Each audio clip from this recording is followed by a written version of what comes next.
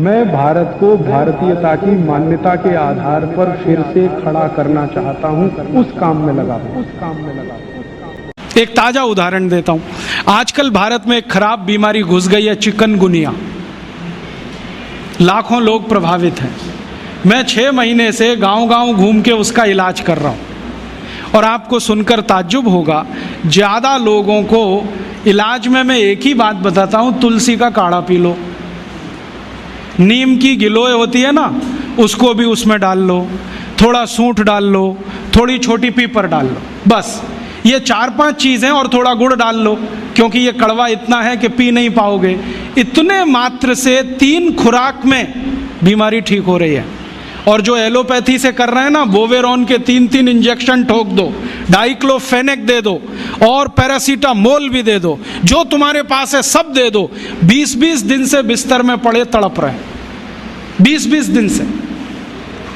अभी आज मैं आया भीलवाड़ा से, और आने का देरी का कारण भी यही है कि वहाँ 1 लाख लोग चिकनगुनिया से पीड़ित हैं। वहाँ डॉक्टर आते हैं, राजीव भाई जरा बताओ ना। मैंने कहा अपना इंजेक्शन खुद क्यों नहीं ठोक लेते? कहते हमें मालूम है इसके साइड इफेक्ट क्या है, तो पेशेंट को क्यों नहीं बताते? इतने हरामखोर हो। तुम्हें मालूम है कि इसका साइड इफेक्ट क्या है? वोवेरॉन लगाएंगे तो क्या होने वाला है? मुंह में छाले हो जाएंगे, गले में छाले हो जाएंगे, अल्सर भी हो सकता है, तुम जानते हो, फिर पेशेंट को क्यों नहीं बताते? ये हरामखोरी तुम में कहां से आ गई? अपने को इंजेक्शन ठोकोगे नहीं, उसको ठोकते जाओ, ठोकते जाओ। तुम्हें मालूम नहीं है ठीक नहीं होगा, फिर पैरासीटामोल देते जाओ, डाइक्लोफेनेक देते जाओ, नोवलजिन के इंजेक्शन लगाते जाओ। और दुर्भाग्य से एलोपैथी ने ये सब नाम 20 साल पहले बैन कर दिए।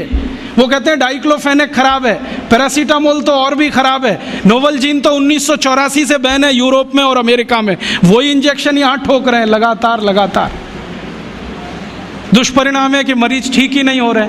और मैं आपको मेरा अपना तजुर्बा बताता हूँ। आप में से कुछ विद्यार्थी होम्योपैथी के हैं। आप जानते हैं कि होम्योपैथी की बहुत सारी दवाएं आयुर्वेद से ही निकली। तुलसी है ना, उसी से ओसीमम है। ओसीमम की 3-3 खुराक देके कर्नाटक में 70,000 रोगियों को चलता कर दिया। और वो 20-20 दिन से एलोपैथी खा रहे थे, रिजल्ट नहीं आ रहा है। ओसीमम 200 की 3 खुराक सफिशिएंट। और आदमी 20 दिन से तड़प रहा है बिस्तर में, न नींद आ रही है, न चैन मिल रहा है, इतनी उल्टियां हो रही हैं, बुखार उतर नहीं रहा है, सब तकलीफ है। 3 डोज दो, खत्म कहानी। मैंने उसको फिर कुछ जरूरत ही नहीं।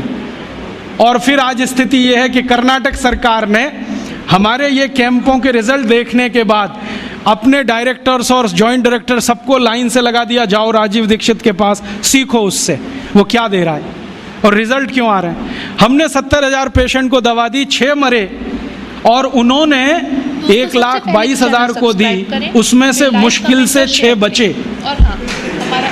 ये कर्नाटक का हाल है।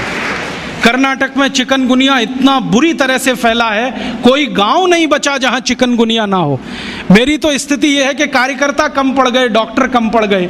अगर मेरे पास 1,000-2,000 डॉक्टर होते तो हम कर्नाटक के उन लाखों लोगों को बचा लेते जो मर गए पिछले 6 महीने। महाराष्ट्र में भी यही है। रिजल्ट मिलते हैं उन दवाओं से, तो भरोसा क्यों नहीं करें उनके ऊपर? ओसीमम तो तुलसी में से ही बनी है भाई, और तो क्या है, डाइल्यूशन फॉर्म में है, बस इतना ही तो है। और तुलसी का काढ़ा समझ लो मदर टिंचर फॉर्म है उसका। तो काढ़ा दे दो तो समझ लो मदर टिंचर दे दिया, और पोटेंसी में दिया तो डाइल्यूट करके दिया। और आप जानते हैं कि ये आयुर्वेद का ही सिद्धांत है कि औषधि की मात्रा जितनी कम रखो, असर उतना ही अधिक है। होम्योपैथी तो इसी पे काम करती है। तो अपने विज्ञान में दम तो है, अपनी विद्या में दम तो है, बस इसका प्रचार करने की बात है। प्रचार कौन करेगा? आप करेंगे। और इसका सबसे सरल तरीका है walk walk walk and talk talk talk. सबसे सरल तरीका। अगर आप इसका अपनी विद्याओं का प्रचार करना चाहते हैं, सरकार तो करेगी नहीं, क्योंकि वो एलोपैथी के चंगुल में फंसी है। हमारी सरकार के 2 मंत्रियों का तो मेरा तजुर्बा है पिछले 6 साल में। जब जब मैं उनके पास गया स्वास्थ्य मंत्री को मिलने के लिए, वो कहते राजीव भाई ये सब हमको समझता है, कर कुछ नहीं सकते। क्योंकि ऐसा जकड़ के रख लिया है। तो मैंने कहा इसमें आग तो लगा सकते हो, आग ही लगा दो हनुमान जी की तरह से, रावण की लंका एक बार जल जाए, कम से कम कहानी तो खत्म हो जाए। तो कहते हैं उतनी हिम्मत अभी तक नहीं आई है, आ जाएगी तो वो भी लगा देंगे। तो उनमें तो आने से रही, क्योंकि वो तो फंसे हैं अपने स्वार्थ में।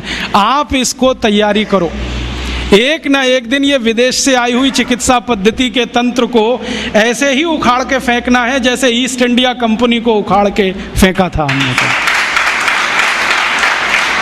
क्योंकि ये जो विदेशी चिकित्सा पद्धति है इसमें कोई दम नहीं।